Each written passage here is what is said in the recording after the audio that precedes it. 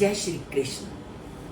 पूरा संसार तीनों गुणों से युक्त है और वो तीन गुण हमने जाने, सत्व, रजस और तमस। और इन तीनों गुणों के कारण व्यक्ति इस संसार में जन्म लेता है और प्रकृति इन्हीं तीनों गुणों के आधार पर व्यक्ति को कार्य करने के लिए प्रेरित करती है।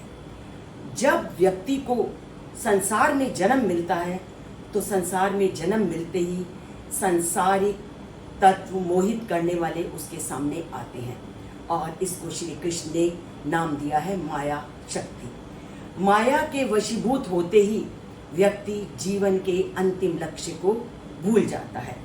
तभी तो आज के श्लोक में श्री कृष्ण ने उसी माया का वर्णन करते हुए कहा है कि देवी ही एषा गुणमयी मम माया, कि ये जो माया शक्ति है ये बहुत कठिन है और ये व्यक्ति को इतना मोहित कर देती है कि व्यक्ति अपने जीवन के लक्ष्य को भूल करके संसारिकता में ग्रस्त हो जाता है।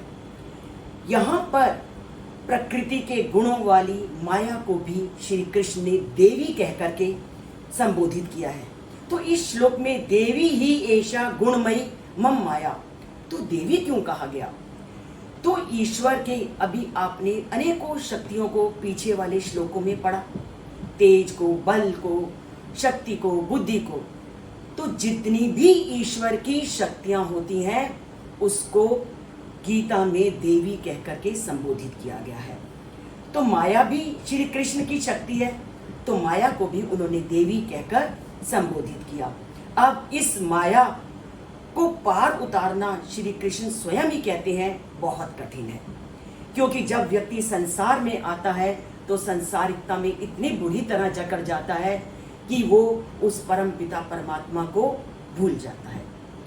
अब जब हम परमात्मा को भूल जाते हैं और ये माया बहुत कठिन है तो इस माया से पार कैसे उतरें? तो इसका भी उत्तर श्री कृष्ण अगली पंक्ति में देते हैं, माम एव ये प्रपद्यन्ते। वो कहता है कि इस संसार में जो व्यक्ति मेरी शरण को प्राप्त कर जाता है, मायाम एताम तरंती ते, वो इस माया से अपने आप ही पार हो जाते हैं। अगर हमने इस त्रिगुणात्मक माया से पार उतरना है तो उस श्री कृष्ण की शरण में जाना आवश्यक है। हम कहते हैं कि भगवान मिलना बहुत कठिन है, परंतु श्री कृष्ण तो कदम कदम के कहते हैं कि तुम मुझको पाने का प्रयत्न तो करो। कौन कहते हैं कि भगवान मिलते नहीं? क्या कभी आपने उसको मीरा की तरह पुकारने का प्रयत्न किया? तो भगवान का मिलना कभी मुश्किल नहीं है अगर आप सच्चे मन से उसको पुकारने का प्रयत्न करो। माया के बंधन से ऊपर उठो और उस परमात्मा को जानने का प्रयत्न करो तो श्री कृष्ण तुम्हारे पास हैं।